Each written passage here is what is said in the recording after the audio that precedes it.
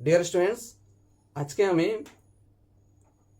কিভাবে কম্পিটিটিভ এক্সামের জন্য প্রস্তুতি নিতে হয় তার উপর আলোচনা করব। দেখো, যে কোনো ধরনের কম্পিটিটিভ এক্সাম ক্লিয়ার করার জন্য কতগুলি টিপস ফলো করতে হয়, কতগুলি কাজ করতে হয়।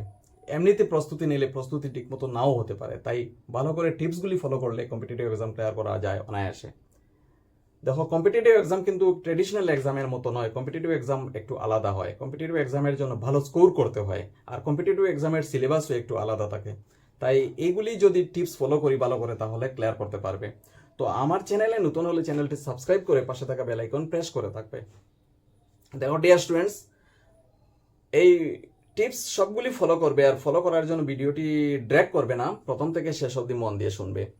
দেখো, আমি নিজেও কয়েকটি কম্পিটিটিভ এক্সাম দিয়েছি, কিন্তু সবগুলিতে ক্লিয়ার করতে পারিনি, কারণ সবগুলিতে আমি প্রিপারেশন ভালো করে নিতে পারিনি।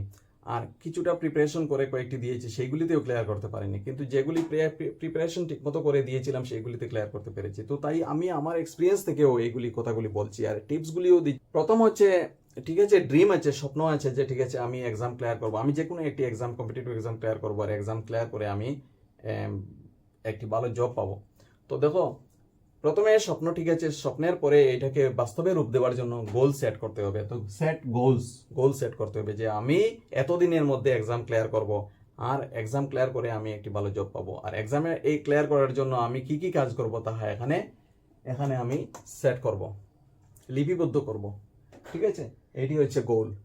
তারপর দেখো এক্সাম প্যাটার্ন অ্যান্ড সিলেবাস। তখন আমি এক্সাম প্যাটার্ন এবং সিলেবাস, আমি যে ধরনের কম্পিটিটিভ এক্সাম দেবো, এডিআরই হোক বা পুলিশ এক্সাম হোক বা যে কোনো ধরনের এক্সাম হোক, ক্লারিক্যাল হোক বা যে কোনো কিছু হোক বা অফিসার লেভেলের হোক, যে কোনো ধরনের এক্সাম হোক, সেই এক্সামের জন্য কি কি কোয়েশ্চন থাকে, কি কি ধরনের কোয়েশ্চন প্যাটার্ন থাকে, সিলেবাসের মধ্যে কি কি আছে, সবগুলি আমি ভালো করে জানবো, ভালো করে বোঝার চেষ্টা করব। কি কি আছে ভালো করে বোঝার চেষ্টা করবো। যত বেশি আমি বুঝতে পারবো এই এক্সাম প্যাটার্ন এবং এই কোয়েশ্চেন প্যাটার্ন সবগুলি যত ভালো করে বুঝতে পারবো, যত ভালো করে আমি সিলেবাস বুঝতে পারবো, তত বেশি আমি ভালো করে এগোতে পারবো সামনের দিকে। ঠিক আছে, নেক্সট স্টেপ হচ্ছে রুটিন। আমি নিজে একটি রুটিন বানিয়ে সেই রুটিনকে ফলো করব ভালো করে, যাহাতে আমি এই কাজটি ভালো করে করতে পারি। তারপর দেখো ফোকাস অন বেসিক্সের দিকে ফোকাস করো। বেসিক কি কি আছে এই এক্সামের জন্য, বেসিক কি কি দরকার, অর্থাৎ এই সিলেবাসের মধ্যে কি কি বেসিক জিনিস আছে সেইগুলিকে আমি বেস করব বিশেষ করে। কারণ হচ্ছে যে আমি সবগুলি শিখতে চাইলে সবগুলি শিখতে পারবো না, এত বেশি আমি শিখতে পারবো না। আমি শিখতে পারবো একটা লিমিটেড বস্তু। সেই কারণে আমি কি করব, আমি বেসিক্স অর্থাৎ সিলেবাসের মধ্যে যেসব মেইন পয়েন্টস আছে, মেইন টপিকস আছে, সেই টপিকসগুলিকে আমি ভালো করে শিখে নিব। ঠিক আছে, তারপর দেখো স্টে হেলদি থাকবো আমি। হেলদি হলে মানে ফিজিক্যালি ফিট থাকার জন্য একটু ফিজিক্যালি ফিট থাকার জন্য আমি এক্সারসাইজ করব। তাছাড়া আমি ভালো নিউট্রিশিয়াস ডায়েট ফলো করব। ঠিক আছে, নেক্সট হচ্ছে স্টে পজিটিভ এন্ড মোটিভেশন থাকার জন্য, নিজে মোটিভেশন দেওয়ার জন্য এবং পজিটিভ থাকবো। মানে আমি সবসময় এক্সাম ক্লিয়ার করবো, এই ধরনের মানসিকতা থাকতে হবে যে আমি এক্সাম ক্লিয়ার করব। যদি আমি এই ধরনের কোনো মানসিকতা থাকে না, তাহলে আমি প্রথমেই হেরে যাব, আমি আর এক্সাম ক্লিয়ার করতে পারবো না। তাই আমি এক্সাম ক্লিয়ার করতে পারবো, এই মানসিকতা থাকতে হবে। আর তার সঙ্গে কি করতে হবে, মোটিভেটেড থাকতে হবে যে আমি এক্সাম ক্লিয়ার করবো, আমি পড়াশোনা করবো, এই ব্যাপারে মোটিভেশন মানে অনুপ্রেরণা থাকতে হবে। ঠিক আছে, নেক্সট স্টেপ হচ্ছে মেক ইউর ওন নোটস কিন্তু অন্য কাহারও নোটস ফলো করবে না, নোটস নিজে বানিয়ে নিবে। নিজে যদি নিজের মতো করে নোটস বানাতে পারো, তাহলে এগুলি অনায়াসে মনের মধ্যে থাকবে, মেমোরির মধ্যে থাকবে, তখন তোমরা এগুলি প্রডিউস করতে পারবে এক্সামে। ঠিক আছে, তো নিজের মতো করে ভালো নোটস বানাবে। নেক্সট হচ্ছে সিক গাইডেন্স।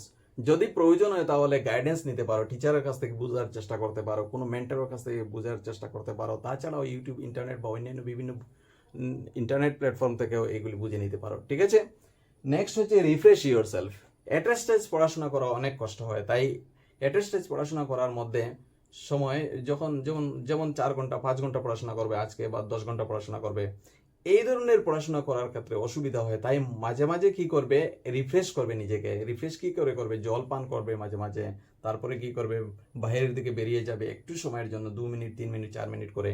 কিন্তু সেখানে গিয়ে নিজেকে আউট করবে না, সেখানে গিয়ে নিজের মাইন্ডের মধ্যে রাখবে যে আমি ফোকাস করবে মাইন্ডের মধ্যে যে আমি এসে আবার পড়াতে বসবো, আমি এইগুলি শিখবো। ঠিক আছে, নেক্সট হচ্ছে never give up on your goals. কোনো সময় গোলকে ছেড়ে দিবে না, কোনো সময় ত্যাগ করবে না যে আমি পারবো না বলে। পারবে এই মানসিকতা থাকতে হবে, তখন পারবেই অনায়াসে।